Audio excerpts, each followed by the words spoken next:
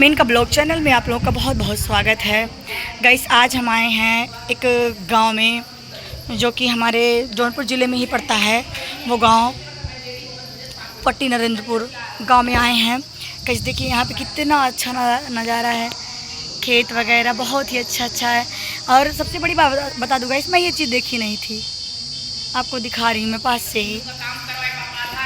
मैं ये चीज़ देखी नहीं थी और मैं आप लोग को दिखाती हूँ।